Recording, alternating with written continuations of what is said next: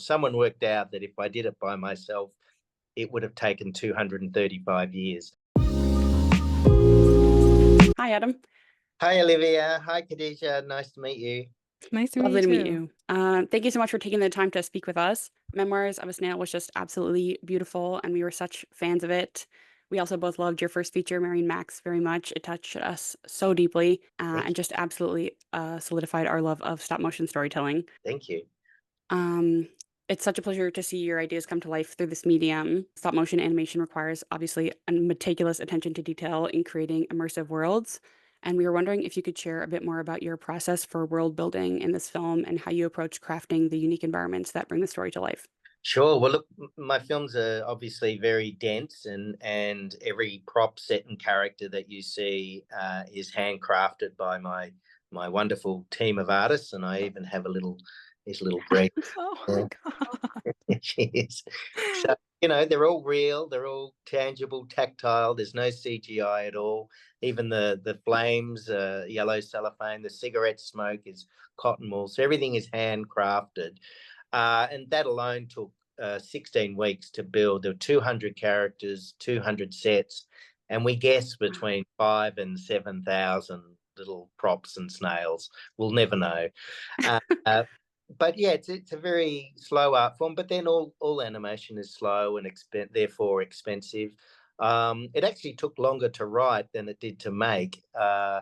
So it took 3 years. I did 16 drafts of the script. It took 6 months to do all the editing, the music, the composition. So yeah, it was 8 years really from script to screen, but a lot of love and dedication and enthusiasm by my team. There's no way I could have made it by myself. Someone worked out that if I did it by myself, it would have taken 235 years. Oh my That's gosh. insane. That's craziness. Did you have any stop motion worlds that you took inspiration from or just love to revisit time after time? Well, look, to be honest, I don't watch a lot of animation. I really am more moved and inspired by live action films and also reading. I read a lot. I love art galleries. I spend a lot of time staring at art in art galleries. So my aesthetic is pretty much formed now. I sort of formulated my look and design many years ago. I mean, it does change a little bit. Each film, things evolve a little bit. I have two words to describe my aesthetic, which is chunky wonky. So everything looks a bit sort of asymmetrical and deformed and has this wonkiness to it. So yeah, and that's because I'm looking for an aesthetic that is imperfect. My characters are imperfect. They all have some fundamental flaw or perceived flaw about themselves. And so I try and match that with a look that's very imperfect, which is also why, in this film, I included the kintsugi bowls, because I love that Japanese art form, which is about Yeah. celebrating our imperfections, embracing our imperfections. So yeah, it's an aesthetic that has developed over 28 years, but it's pretty much formed now, and I probably won't deviate from it much. We love it so.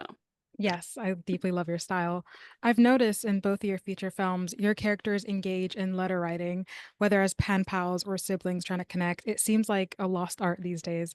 Is that something you gravitate towards subconsciously, or is it a deliberate choice you want to incorporate into all of your work? Well, I'd say, Kadija, that letter writing is, even though it's a dying art form, I still think there's people out there like myself who enjoy handwriting. It's sad to know that we spend more time typing than we do handwriting. But I still have my pen pal who Mary Max was based on, he passed away recently, so sadly that's ended. But I do have a pen pal in Japan, Naoko, and she and I have been writing together for I think 10 years now. And I think there's a real romanticism about letter writing. You can be I think through an email, you can't be as, I find emails that just lack that intimacy that a handwritten letter has. When you sit down to write on paper, I think you're more thoughtful, you're more prepared.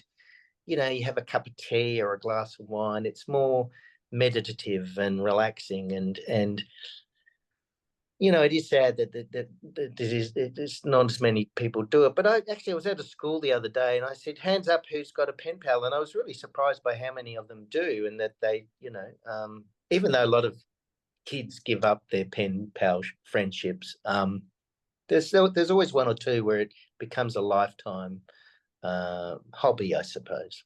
Like you mentioned, this film would have taken you over 200 years to finish by yourself. Stop motion can be incredibly time-consuming and labor-intensive. Were there any major challenges that you faced during the production of the film, or any things that you learned off of Mary and Max that you took with you when creating this?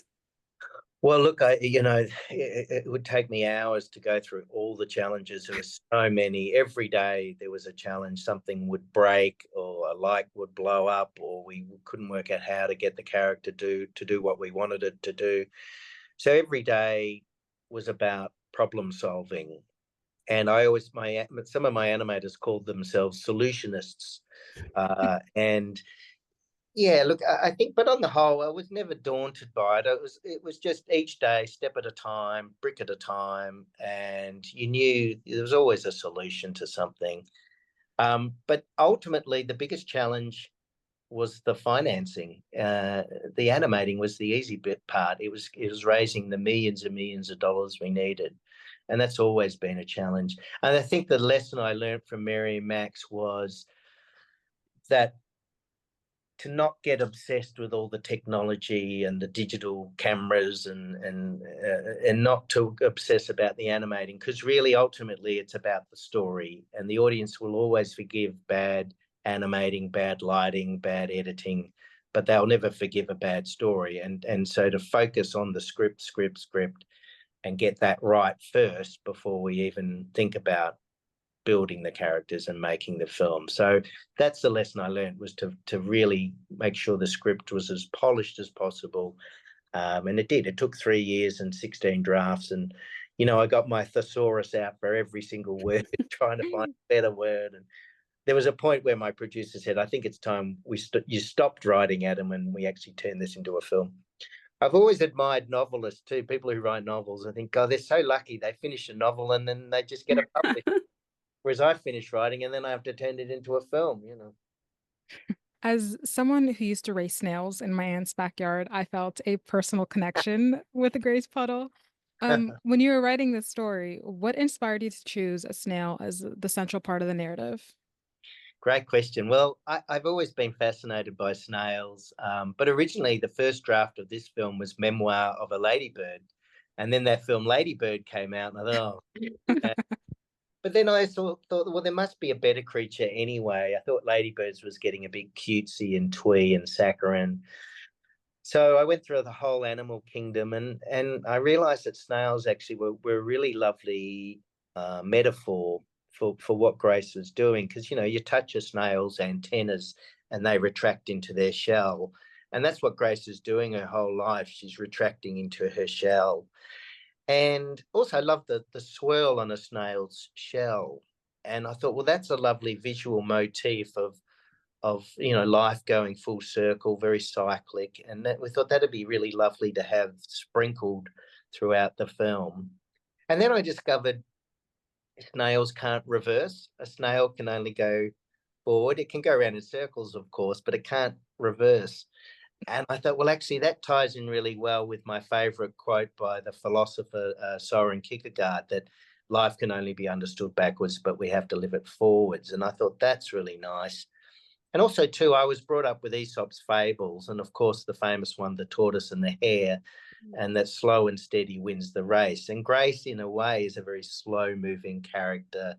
She's very phlegmatic. She's very passive, inactive, and sluggish. And I thought, well, that's a nice little link as well. So now I look back and I think, gee, it had to be snails. It took me a while to find snails as the vehicle, but yeah, I'm so glad I did. Yeah. Wonderful. I don't think we have time for our last few little questions. Oh, one more. Let's do one more. Okay. Okay, great. Finally, since our podcast is called Dial M for Movies, we have a little fun segment we like to call Movie Speed Dial. We'll give you the category and you give us the film that comes to mind. Sure, great. A movie you dial up when you need a good laugh. Borat. Amazing choice. A movie you dial up that's lesser known but a personal favorite. My Life as a Dog. A movie you dial up that was released in the last year or two. Oh, Society of the Snow. Ugh, We love that we one. love that one. I think that was a good one. A movie you dial up that is a go-to from your favorite film director. Delicatessen.